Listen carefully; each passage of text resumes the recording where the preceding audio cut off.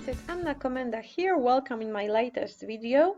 Today I'm going to show you how to make a rainbow layout with a little bit of mixed media in the background. I'm starting with 12 by 12 watercolor paper sheet, but if you have a different type of white cardstock, it will be totally fine too, because we will not use a lot of moisture here. I am marking the middle point, more or less. It's not a very precise middle. And then with a long ruler, I am dividing the area into 6 triangles, and I will be covering them with color using Distress Oxides inks. So I secured the first area with masking tape. Well, it's just a washi tape, the widest I had in my stash, but if you have like a purple tape or something different, you can use it if you don't want to waste the washi. And I'm using the scrapbook.com Doom applicator, phone Doom applicator to apply the color, and I'm starting with the blue one, and I used Mermaid Lagoon color, but you can use any other blue distress ink. You can also use different inks. You don't have to use Distress Oxides. You can use regular distress inks or other inks that blend smoothly. It's all about blending in this technique. And I will also add a little bit of water later to activate the color in some areas. So it would be good if your ink would be activated with water. The second color is called Wilted Violet, I think. This is how you pronounce it. And after this second color, I decided I will only cover one side of the triangle because the colors are overlapping and it doesn't seem to bother me. Like when you connect the colors, it seems a little bit well blended. So I just dropped the second strip of washi, and from this point I started to just keep in line. I tried to keep in lines and overlap color over color a little bit.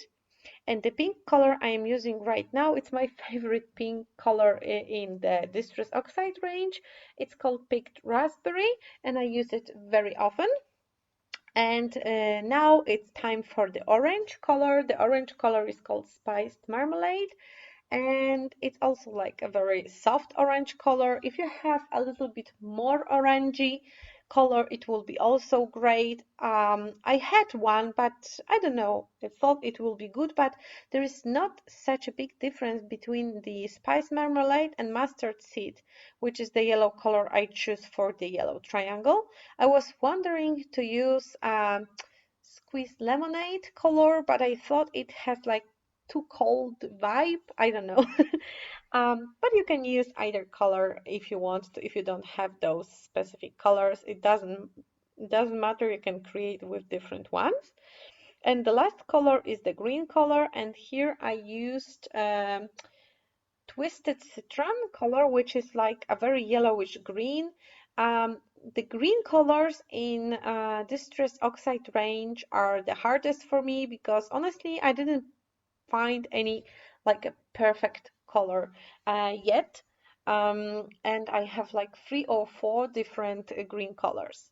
So my background is done when it comes to coloring, and now I'm using clear water to add big splatters first, and then just this tube, and I'm adding smaller splatters, and I'm leaving the color, the water to sit on the background, so the color of the Distress Oxide will start reacting. If you would use regular Distress inks, you can absorb the water, and this way you will kind of pick up the color, and you will also get those pretty stains. I am scrapbooking the picture of my older daughter taken a few days ago. It was the first day of school in Poland, and it's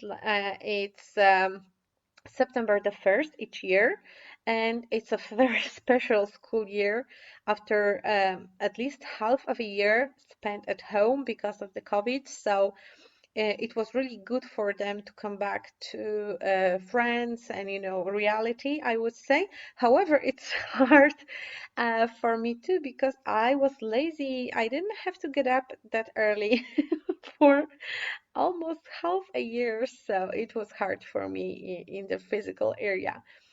But it's good to get back my free time again. Well, it's not that much of the free time, but you know, every every hour matters. And I'm having those arrows that I previously cut out from 6 picked colors from different collections from Cocoa Vanilla Studio Papers. Yellow and orange are from Legendary Collection. Blue and green are from Boys Rule collection. Pink color is taken from Happiness collection, and purple color is taken from Bohemian Dream collection. You can choose a little bit different patterns, whatever float your boat here. I just needed kind of a solid color patterns with a little bit of solid colors with a little bit of pattern, and I glue down all the arrows. I used my Silhouette Cameo to cut them out, and now I'm embellishing my picture, and I decided to only use those accessories 6 by 12 stickers. I don't know what I'm talking about. 6 by 12 stickers that were included in all of the Cocoa Vanilla Studio collections. So I'm just using them to embellish area around the photo. I'm not going to add a lot, just, you know, small tabs and tags and little words, because I don't want to cover my background, obviously, because it's very colorful, and this is what I wanted to have on side, I would say. So I'm just adding smaller elements around. So it's a good idea for using up some stickers from older lines where you don't have a lot of different embellishments or papers, or I don't know what you use up first. For me, I usually use up first ephemera packs, and I get left with some, you know, tags and some, I don't know, bigger elements because I prefer smaller elements. And usually those stickers too, because I don't know. I think ephemeras are easier to use because they do not stick to the surface, so you can move them around. And with the stickers, you feel like you are more, you have to be more decided if you want to place them, because it's sometimes hard to remove them. Of course, you can use this powder to remove stickness, but then if you want to use the sticker, you don't have the way to put it back to the sheet. So stickers are always more tricky for me than the not sticky elements. But in this case, I decided to use as much as possible from different sets, mostly the ones I use papers from. So there is the legendary stickers, I think, some Boys Rule, but I also have Life is Beautiful, Totally Rad. So those are really, really old collections that I get mostly those stickers left and some papers. And I also added a title. It's a 6th grade. I think I should add TH after the 6, but I forgot, and in the end I was too lazy to redo my pictures of the finished project, so it's a 6th grade this way. I used a thicker set, very old thicker set, so I don't think it's still available anywhere, but I have plenty of black thicker sets, so I can pick and choose from a few sets.